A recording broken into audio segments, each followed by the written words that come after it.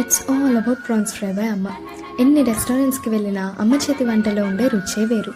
ఈ రెసిపీ చూస్తే అనిపించింది, ఎన్నో కొత్త కొత్త వంటలు వస్తున్నా అమ్మమ్మ నానమ్మ కాలంలో స్టాండర్డ్ వంటల్ని ఏవీ బీట్ చేయలేవు.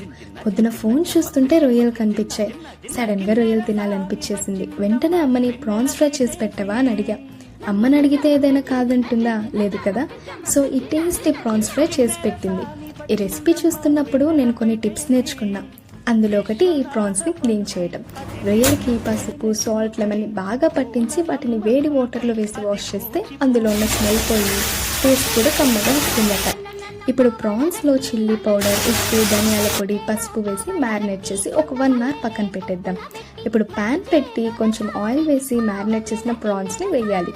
అవి బాగా ఫ్రై అయిపోయాక వాటిని ఒక ప్లేట్లోకి తీసేసుకొని అదే పాన్లో మళ్ళీ కొంచెం ఆయిల్ యాడ్ చేసి ఆనియన్స్, చిల్లీస్, కరివేపాకు, వెల్లుల్లి పేస్ట్ వేసుకోవాలి.